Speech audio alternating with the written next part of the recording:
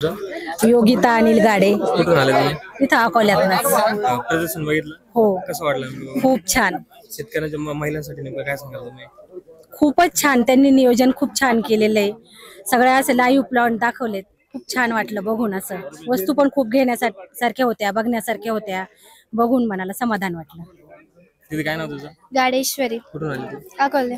प्रदर्शन बघितलं नेमकं काय सांगाल नेमके? खूपच छान आहे. त्याच्यानंतर इथले काही फ्लावर्स वगैरेचे झाडं पण आहे ना, खूप छान आहेत. फोटोसाठी वगैरे पण आहे आणि तसं पण बघायला वगैरे पण खूप छान आहे. नेमकी तुझ्या तू मैत्रिणीला नेमके गेल्यावर नेमकी काय सांगाल शेतीबद्दल? मी प्रदर्शन बघून आले, नेमकं काय सांगशील? जर म्हटलं मैत्रिणींना सांगायचं ठरलं तर खूप जणांना आता शेतीबद्दल माहिती नाहीये, कोणते झाडं असतात, काय असतं. तिथे आल्यावर तिला वेगळ्या वेगळ्या टाईपचे झाडं पण बघायला भेटले, नेमकी कोणत्या प्रकार असतात ते पण पाहायला भेटले. काय नाव तुझं? अन्वी अतुल कानडे, कुठून आले तू? पुणे. पहिल्यांदाच प्रदर्शनला आलेत का? हो, कसं वाटलं बघून? एकदम एक मस्त एक नंबर आणि खूप सोफिस्टिकेटेड वाटलं. तुमच्या इकडे पण प्रदर्शन असं कधी गेले होते का? नाही, अजून पहिलीच वेळ आहे. इथून पुण्याला गेल्यावर नेमकी तू तिथल्या मुलींसाठी नेमकं काय सांगेल? कसं वाटलं प्रदर्शन बघून? खूप मस्त वाटलं. म्हणजे त्यांनी एकदम रिअली दाखवलं होतं की काय असतं. वेगवेगळ्या प्रकारचे प्लॅन्स होते. फक्त भारतातलेच नाही तर मग चायना वगैरे तिकडून वेगवेगळे प्लॅन्स होते आणि खूप आवडलं मला. ताई, काय नाव तुमचं? अश्विनी अमोल कुठून आले तुम्ही? पुणे. प्रदर्शन बघून नेमकं कसं वाटलं तुम्हाला? प्रदर्शन बघून खूप छान वाटलं. वेगवेगळ्या व्हरायटी आहे खूप साऱ्या आणि न्यू बघायला भेटत आहे. वस्तू पण खूप छान आहेत शेतीविषयक किंवा यूज करण्यासाठी. म्हणजे आपण जे शेतीत यूज करतो ते आपण खूप नवीन नवीन टेक्नॉलॉजी दाखवलेल्या आहेत आणि खूप छान प्रदर्शन आहे. पुण्यामध्ये भाजीपाला आणि इकडला भाजीपाला खूप डिफरन्स आहे. पुण्यामध्ये ऍक्च्युली नाही मिळत असा. शेवटी किती केलं तरी गावचं ते गावचंच असतं. त्यामुळे खूप छान प्रदर्शन होतं दाखवण्यासाठी. काय नाव तुमचं? उज्ज्वला कानवडे, कुठून आले तुम्ही? पुण्यावरून. कसं वाटलं नेमकी प्रदर्शन? खूप छान वाटलं. प्रदर्शन बघून खूप छान वाटलं. खूप वेगवेगळ्या व्हरायटीज, म्हणजे लग्नाच्या आधी शेतात सगळं बघितलेलं, पण आता खूप वर्षानंतर एवढं सगळं एकदम बघते तर खूप छान आणि असं मनाला आनंद देणारं वातावरण वाटलं एकदम. म्हणजे सगळं काय शेतीविषयक अवजारं असतील, ट्रॅक्टर्स वगैरे, अजून वेगवेगळ्या व्हरायटीज आहेत पिकांच्या, भाजीपाल्याच्या. खूप छान वाटलं बघून. प्रदर्शन तरी हे एकदम महाराष्ट्रात ग्रामीण भागातलं नंबर 1 प्रदर्शन आहेत आणि ते बी अकोल्यासारख्या ग्रामीण तालुक्यामध्ये, का जो आदिवासी तालुका आहे त्याच्यामध्ये एकदम लोकांना, बाकीच्या जिल्ह्यांना, गावांना प्रेरणादायी असं प्रदर्शन आहे. यातून शेतकरी वर्ग झाला, उद्योजक झाले, व्यावसायिक झाले, यांना त्यांचे वेगवेगळे केलेले उपक्रम इथं प्रदर्शनात दाखवता आले, लोकांना माहिती झाली. आणि सगळ्यात महत्त्वाचं, ही जी तुम्ही आता आम्ही जे बघू राहिलो शेती रिलेटेड प्लॉट आहे, तर ही जर बघून एखादा बाहेरचा शहरातला व्यक्ती जर इथं आला तर त्याला नक्कीच शेतीच्या संदर्भात आवड निर्माण होईल. त्याला पण असं वाटेल का आपण पण शेती केली पाहिजे. छोटे छोटे शेतीत चांगल्या पद्धतीचं तंत्रज्ञान विकसित करून चांगल्या पद्धतीची शेती आपल्याला करता येऊ शकते. एवढंच मी बोलतो. धन्यवाद. मी आपल्या अकोला तालुक्याला शेती हा म्हणजे ग्रामीण भाग असून शेतीसाठी खूप असं वरदान आहे आपल्याला, पाण्याचा भाग असल्यामुळे. आणि खूप असं हिरवळ आहे इकडं. लोकांना पावसाळ्यात हिरवळ नाहीत, आपल्याला उन्हाळ्यात हिरवळ असलेला आपला तालुका आहे. आणि याच्या इथं प्रदर्शनाला 8 वर्ष झाले प्रदर्शन भरतं.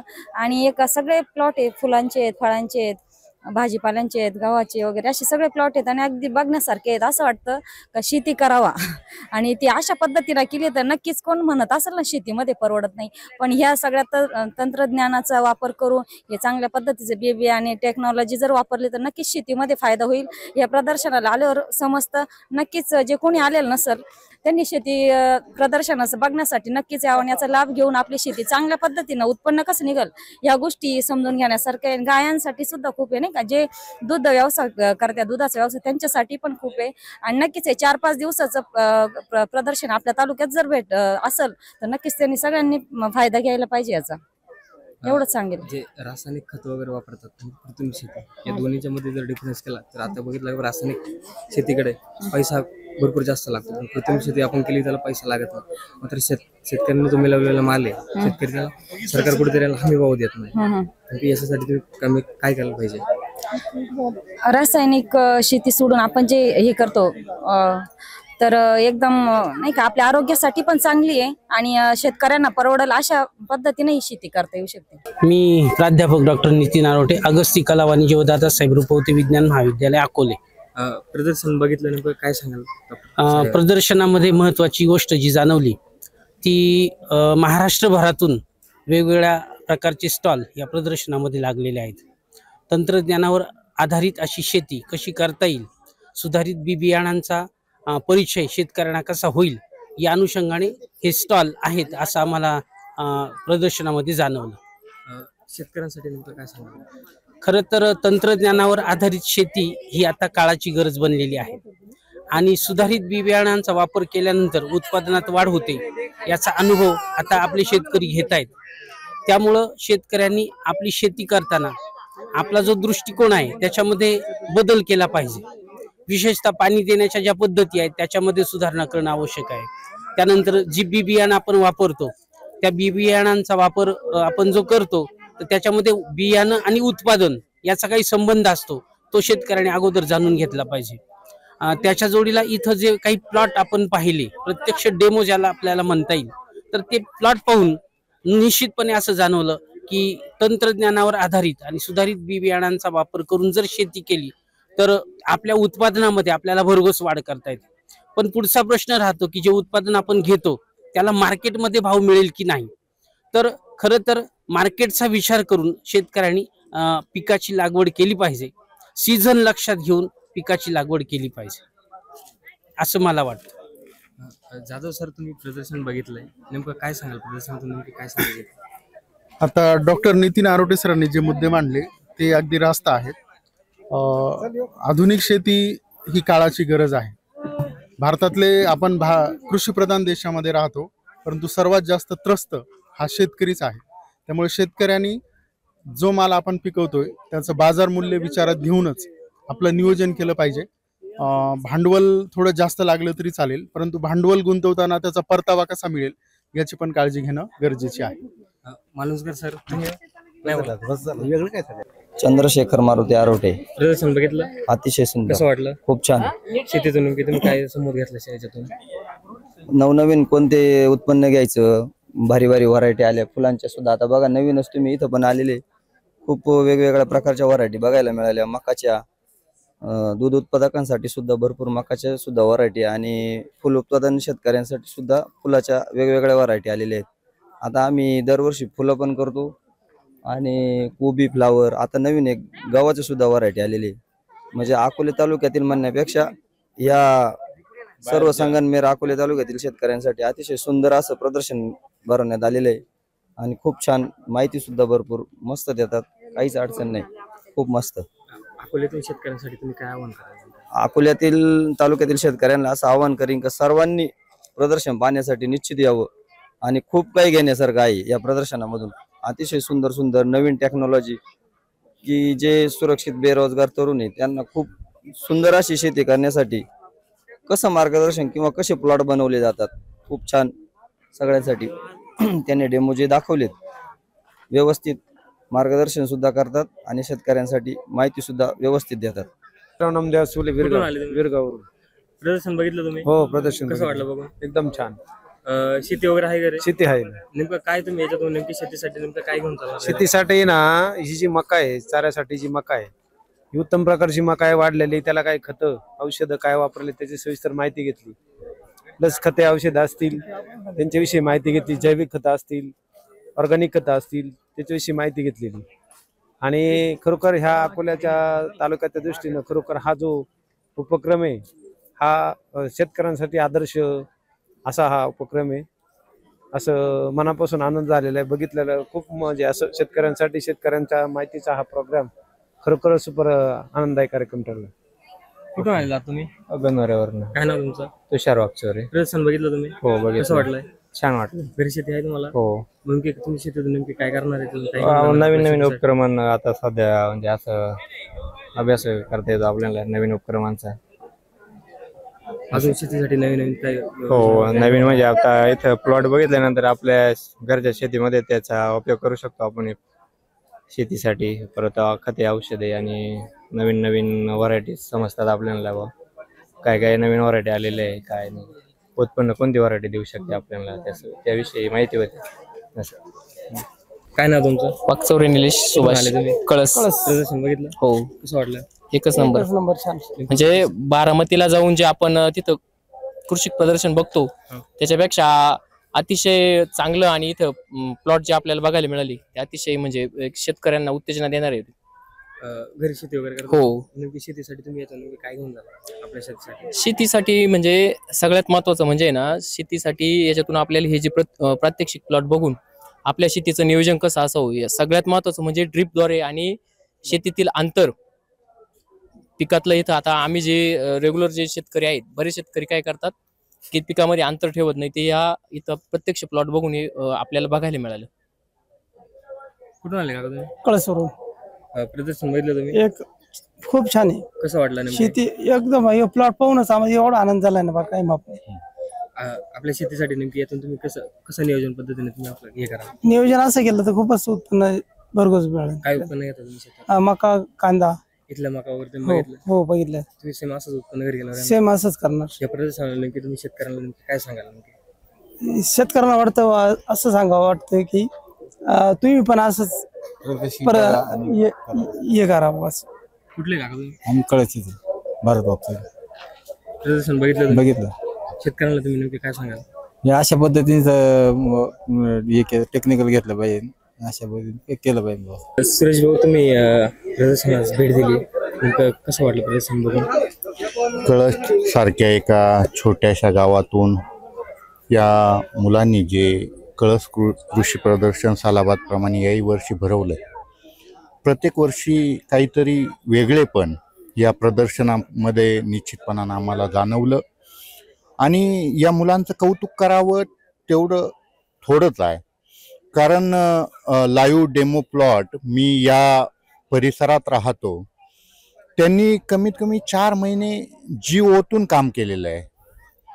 4 ते 6 महिने जीव ओतून काम केलेलं आहे. तेव्हा हा दिवस आपल्याला पाहायला मिळतो. म्हणून सागर भाऊ वाकचौरे आणि त्यांच्या संपूर्ण टीमचं, आणि विशेषतः अकोले टाइम्सचं मी कौतुक करेल. त्यांनी पहिल्या दिवसापासून शेतकऱ्यांना माहिती दिली चांगल्या पद्धतीनं. त्या ठिकाणी आम्हाला वेळोवेळी कुणाचा आज कार्यक्रम आहे, कोण उद्घाटनाला आहे, आज काय विशेष आहे, हे सर्व दाखवलं. म्हणून अकोले टाइम्सचे विशेष आभार. हे सर्व कळसची टीम आहे, आणि अकोले तालुक्याच्या परिवर्तनात अकोले टाइम्सचा चांगला वाटा आहे, कळसच्या मुलांचा चांगला वाटा आहे. आणि अकोले टाइम्सचे मुख्य संपादक आमचे मित्र अमोलजी हे कळस गावचे आहे, याचा विशेष अभिमान आम्हा सर्वांना आहे. म्हणून कळसच्या या संपूर्ण टीमचं मी अकोले तालुक्यातील तमाम शेतकरी बांधवाच्या वतीनं कौतुक करतो, अभिनंदन करतो, आभार मानतो.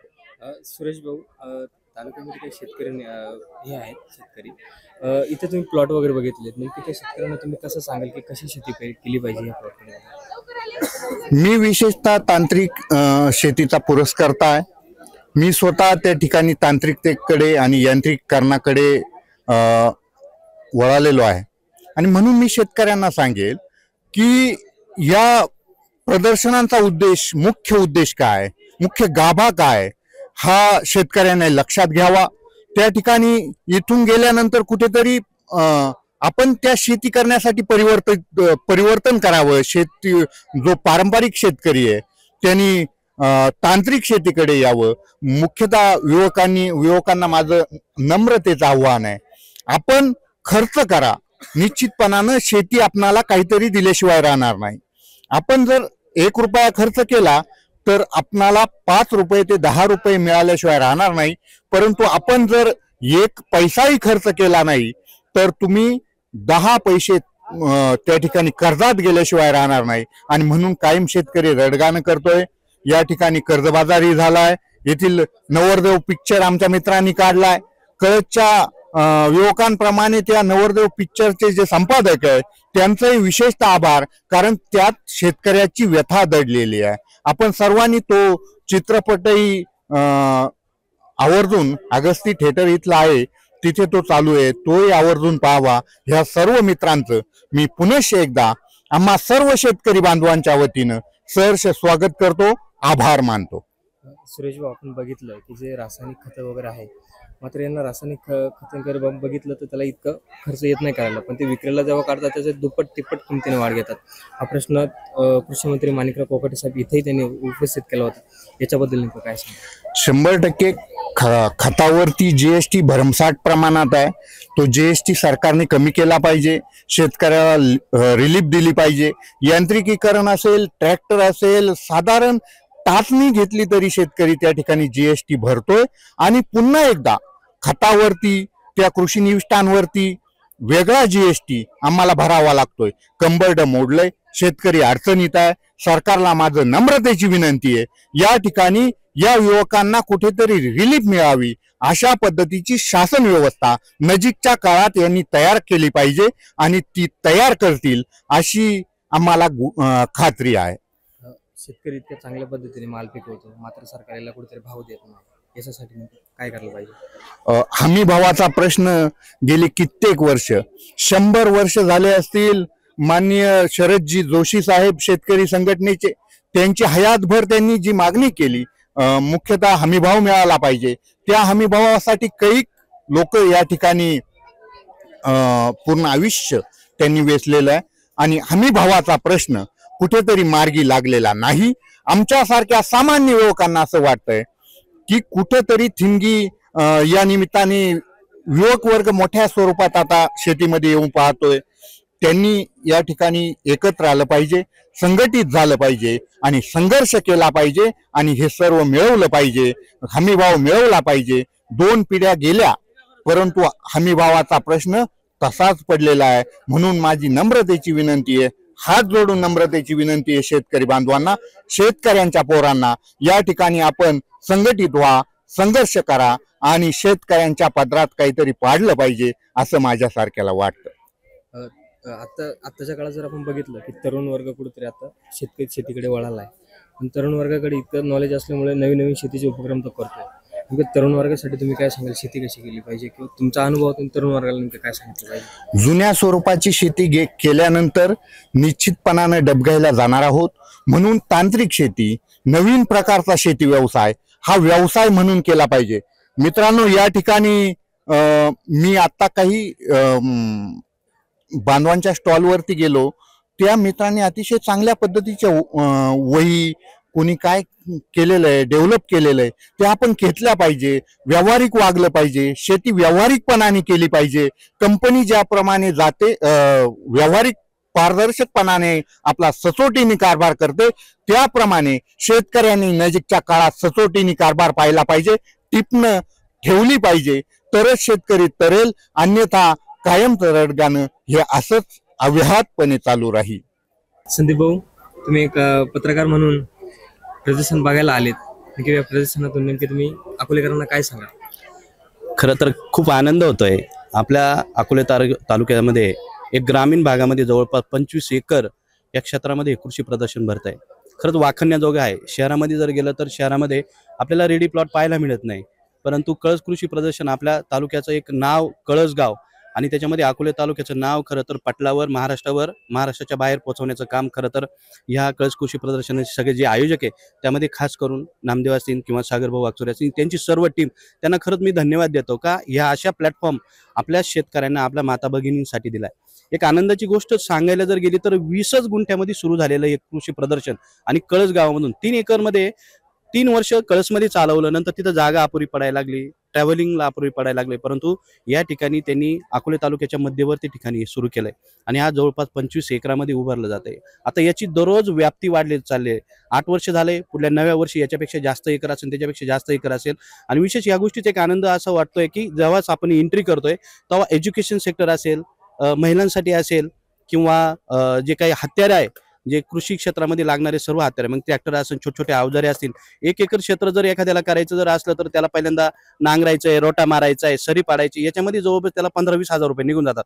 पण इथले जर ॲक्सेसरीज म्हणजे एखाद्या नवीन व्यक्तीला जर शेती करायची आणि तो जर ह्या कृषी प्रदर्शनमध्ये जर आला, नक्कीच त्याला असं वाटेल का नक्की मी याच्यामध्ये सक्सेस होऊ शकतं. खरं तर वाखण्याजोगं आहे. आणि मला महत्वाची एक गोष्ट मला या ठिकाणी नमूद करूशी वाटते, ज्यावेळेस आपण प्लॉटमध्ये येतोय, कृषी प्रदर्शन जर म्हणलं गेलं तर डोळ्यापुढे काय येतं, शेतकरी, परंतु शेतीच्या निगडीत सर्व गोष्टी या ठिकाणी उपस्थित आहे. आपल्या स्वतःच्या वावरामध्ये जर 10-10, 5-5 एकर जर जमीन असेल आणि उत्पन्नाचा स्रोत जर बघितला गेला तर काही लाखो भर सुद्धा होत नाही. म्हणजे खरं तर शेतकऱ्यांनी बी टाकल्यापासून तर त्याचं छोटंसं रोपटं होऊन मार्केटला जातपर्यंत त्याला पैसे होतील का नाही याची गॅरंटी नाही.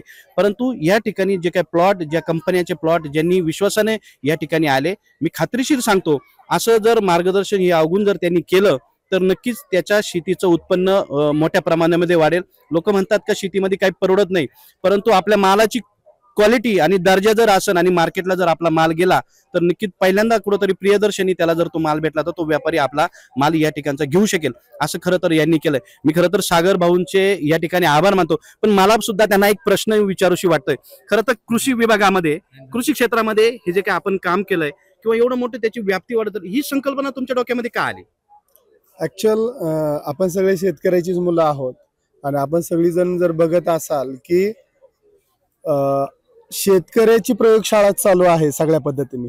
म्हणजे आपण कुठून तरी बियाणं आणायचं, आपल्या शेतात लावायचं, ते सक्सेस झालं तर आपलं नशीब आणि वाया गेलं तर आपलंच त्याच्यात नुकसान होत असतं.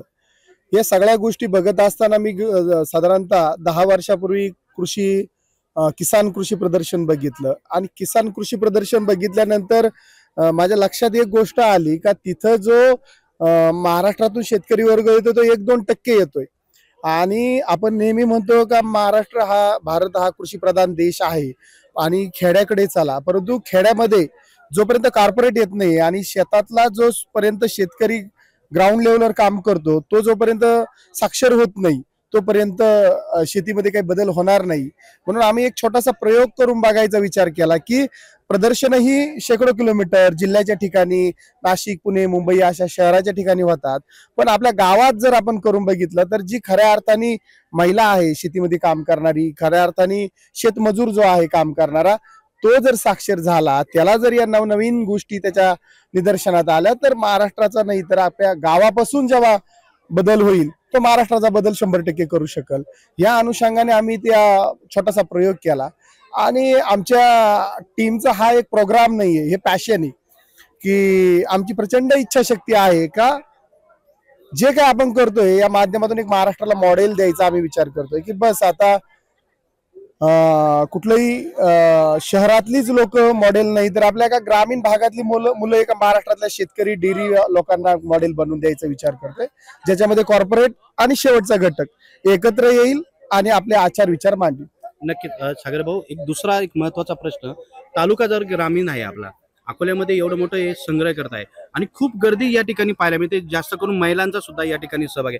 विशेष म्हणजे मला हॉस्पिटलचे सुद्धा काही स्टॉल पाहायला मिळाले, कृषीचे मिळाले, त्याचबरोबर एज्युकेशनचं पण मिळाले. ही संकल्पना अशी आता कृषीच्या व्यतिरिक्त सुद्धा आपण वेगळे स्टॉल आणण्याचा आपला उपक्रमाचा उद्देश काय?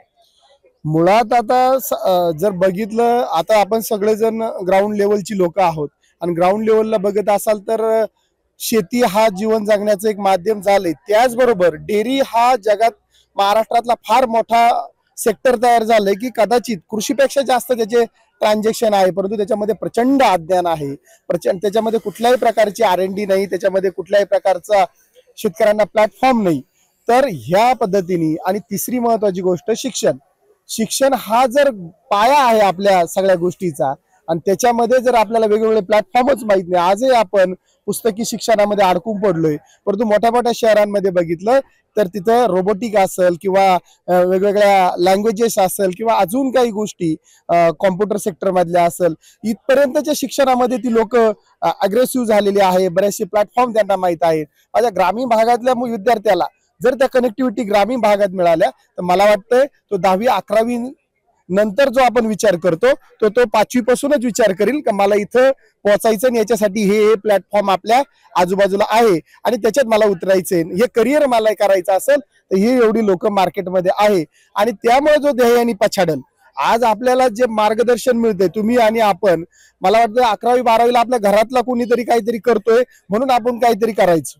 परंतु आता ज्या पद्धतीचं मार्केट ग्रो होतंय तिथं आता आपल्याला इंटरनेट असेल किंवा डिजिटल प्लॅटफॉर्म असेल, आता आपल्याला थांबून चालणार नाही. आता आपल्याला पुढच्या 5 वर्षाचा विचार करून आज आपल्याला शैक्षणिक व्यवस्था हा सगळ्यात मोठा घटक आहे. कुटुंबांच्या पिढ्या असेल किंवा खऱ्या अर्थाने कुटुंबाचं जे काही चेंज ओव्हर असेल तो फक्त एज्युकेशन मध्ये ती ताकद आहे. तुमच्या पैशात ताकद नाहीये, तुमच्या बॅकएंड मध्ये ताकद नाही. आई वडिलांनी किती कष्ट केलं पण मुलगा शिकला नाही आणि मुलाच्या शिक्षणामध्ये ती ताकद आहे. शिक्षण जे घटक आहे का तो IAS होऊ शकतो, डॉक्टर होऊ शकतो, MBBS जे पाहिजे ते तो शिक्षणाच्या माध्यमातून जाऊ शकतो. म्हणून आम्हाला वाटतंय हे सगळं तर होतच राहील, परंतु एज्युकेशन हा सगळ्यात महत्वाचा विषय. म्हणून यावर्षी आम्ही तो प्रयोग केला. परंतु त्याला पुणे, नाशिक, मुंबई इथून जेव्हा कॉलेजेस युनिव्हर्सिटीज आल्यात आणि मग आम्हाला कळालं की अरे हा राईट स्पेस आहे का जिथं आपण आता लक्ष घातलं. नक्कीच आज बघितलं गेलं तर तुमच्या या प्रदर्शनाला अतांग गर्दी 2 लाखाहून जास्त प्रेक्षक या ठिकाणी आलेले आहे. नाशिक असेल, नगर असेल किंवा पुणे जिल्ह्यातील जे काही वेगवेगळे तालुके या गावातून लोक आले. परंतु या निमित्ताने एक तालुकावासींना काय आव्हान करा. खरं बघितलं गेलं तर या तालुक्यामध्ये प्रवरा, मुळा आणि आढळा 3 नद्यांचा उगम होतो. या ठिकाणी 1 एकरापासून तर 20, 50 एकरा, 100 एकरापर्यंत शेतकरी आहे. परंतु अकोले तालुक्यातील बाजार समिती फक्त कांदा विक्री करते. यातून तुम्ही या राजकारणी लोकांना यातून काय एक आव्हान कराल का, जेणेकरून तुमचं मॉडेल अकोले तालुक्यासाठी बनतंय. छोटे छोटे जे ज्यांना 20 गुंठा जमीन आहे, 1 एकर जमीन आहे, ते छोटे छोटे उत्पन्न काढतात परंतु त्यांना मार्केट नाही. मग त्यांचा भाजीपाला हा नाशिकला, हा संगमनेरला विकायला जातो आणि संगमनेर नाशिकला गेलेला भाजीपाला तिकून येणाऱ्या पिकअप मध्ये त्यांचं सगळं अकोल्याला मिळणारं रॉ मटेरियल तिकून येतं. या निमित्ताने त्यांना तुम्ही काय आव्हान कराल. तर पॉलिटिक्स लोकांना सल्ला देण्या इतपत आपण काय मोठे नाहीये पहिली गोष्ट. पण मला असं वाटतं स्वतःला काय जगात अशक्य काहीच नाही. आता आपण हे जे 25 एकर वगैरे बघतोय किंवा इतकं सगळं बघतोय त्याला आम्हाला शासनाचा 1 रुपयाची मदत नाहीये. प्रचंड इच्छाशक्ती असेल आणि आता कनेक्टिव्हिटी इतक्या इझी झाल्यात, इंटरनेट असेल, युट्यूब असेल, गुगल असेल, याच्यामुळे आज इथं बसलेला माणूस मुंबईमध्ये व्यवसाय करू शकतो, पुण्यात करू शकतो. मला असं वाटतं कुठल्या तरी व्यवस्थेवर डिपेंड राहण्यापेक्षा आपण युनिटीने एकत्र यावं. युनिटीने एकत्र येऊन एखादा पिकवणारा बनल, एखादा विकणारा बनल, एखादा चॅनलाइज करणारा बनल. आणि अशी काही इच्छाशक्ती असेल तर आपल्यासारखे सगळे एकत्र मिळून एक मॉडेल आपण आपल्या हिमतीवर करू शकतो आणि त्याच्यासाठी शासन जी मदत करेल ती आपण स्वीकारू शकतो. परंतु पहिली जी आपल्याला पाऊल उचलायचंय ते स्वतःपासून उचलणं गरजेचं आहे. हे माझ्यासाठी मला वाटतं योग्य. नक्की खरं बघितलं गेलं तर कोरोनाच्या काळामध्ये सागर भाऊ असून त्यांची टीम असून त्यांनी कोरोनाच्या काळामध्ये शेतकऱ्यांचं जे उत्पन्न होतं ते उत्पन्न काढून सुद्धा घरीच होतं. परंतु या सर्व टीमनी ते उत्पन्न शेतकऱ्यांकडून गोळा करून मुंबई असून पुन्हा नाशिक या ठिकाणी त्यांनी वितरित करण्याचा सुद्धा प्रयत्न केला. आणि खरं पाहिलं गेलं तर कळस कृषी प्रदर्शन हे त्यांना खरं तेव्हा साध्य होईल अकोले तालुक्यामध्ये जर अशा पद्धतीनं पीक बनवलं गेलं तर या राजकीय लोकांनी याचाच प्लॅटफॉर्म विक्रीसाठी जर अकोल्यामध्ये चांगल्या पद्धतीने जर बनवला गेला तर निश्चित हे कळस कृषी प्रदर्शन एक तालुक्याची नाही तर नगर जिल्ह्याची ओळख म्हणून राहील. तर धन्यवाद. संदीप भाऊ, पण त्याच्या बाजारभावामुळे जे शेतकरी जास्त ते रासायनिक खतांचा वापर न केल्यामुळे शेताला कुठेतरी कमी फळ येणे किंवा त्याला फळ कमी येणे, बाजार मिळत नाही, शेतमालाला बाजार मिळत नाही, सरकार याच्या मागे काही पाऊल उचलत नाही. नेमकं याच्यासाठी खरं बघितलं तर मी या निमित्ताने खूप सुंदर प्रश्न आपण विचारला. शेतीमालाला बाजार मिळत नाही, लोक रासायनिक खतं वापरतात, रासायनिक खताचा परिणाम आपल्या शरीरावर होतो. म्हणजे एक प्रकारचा आपण विषच खातोय. परंतु जैविक खतं वापरल्यामुळं ते जे काही उत्पन्न आहे किंवा जे काही बनवलेलं पदार्थ असतील ते जेव्हा आपण श्रवण करतो, मग आपले मुलं असतील, घरामधल्या महिला असतील किंवा पुरुष लोक असतील, ते श्रवण केल्यानंतर म्हणजे शरीराला होणारे जे काही त्रास आहे ते होणार नाही. आणि विशेष आपण जर जैविक जर एखादं आपल्या शेतीमध्ये 20 गुंठे 50 गुंठ्यामध्ये जर करीत असं, मला विशेषतः या ठिकाणी चायनीज भरपूर पाहायला मिळाला. आता आपण ज्या प्लॉट उभे आहे या ठिकाणी कोबू आहे, त्या ठिकाणी रेड कलरचा कोबू दिसतो, इथं येलो आहे, इथे फ्लावर आहे. म्हणजे मार्केटला आपल्याला असा माल पाहायला मिळत नाही. पण जर असं जर केला आणि तुम्ही एखाद्या गल्लीच्या ठिकाणी जरी त्या शेतकऱ्यांनी विकायला ठेवला तर मी 100% सांगतो, किलोमीटर नाही 2 किलोमीटरवरून सुद्धा तो दुकानदार असेल किंवा नोकरदार असेल तर तो त्याचा भाजीपाला त्या ठिकाणावरून नेऊ शकतो. साई दृष्टी नेत्रसेवा चष्माघर अकोले शहरातील सर्व अत्याधुनिक सुविधा उपलब्ध असलेले एकमेव अद्ययावत शोरूम म्हणजेच साई दृष्टी नेत्रसेवा चष्माघर.